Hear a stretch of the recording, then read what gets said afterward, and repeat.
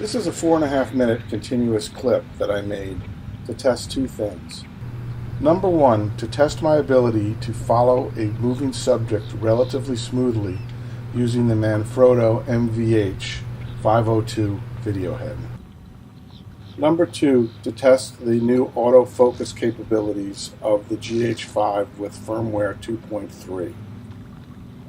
This firmware version is the first one to significantly address the problems of the autofocus with the GH5, according to reports I have read. I have not used the GH5 with the autofocus turned on up to this point because I have found it to be very inconsistent and therefore unusable. In this particular instance, to follow the Snowy Egret as it moves about and keep it in focus, I would have needed to frequently change the focus point to the current location of the bird.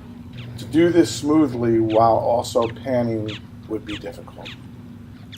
In this video, I had the autofocus turned on, set at AFC and one area, and I kept, as well as I could, the focus point on the bird. I am pleased with the results I got with this new firmware update.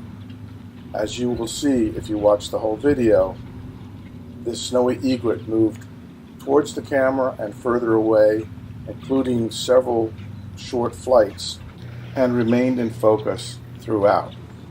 Earlier firmware versions would not have been able to do this.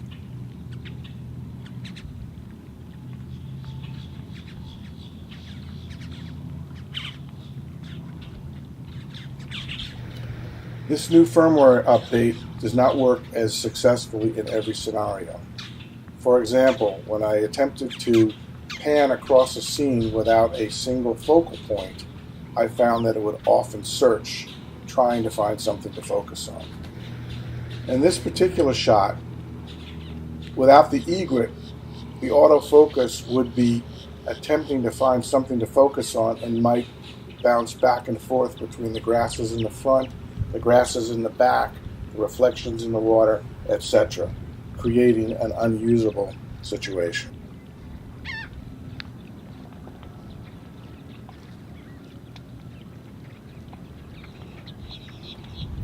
I have discovered that using a fluid tripod head requires much practice. Finding the sweet spot regarding the tension of the head requires a lot of trial and error. You don't want it to be too loose, but you also don't want it to be too locked down. If it's too loose, it's difficult to make controlled movements. And if it's too locked down, then it will be difficult to move from a stationary position without a jerk. Once you get the tension set, it's still difficult to move smoothly with the subject, especially when they make a sudden movement, because it's very easy to overreact at that point.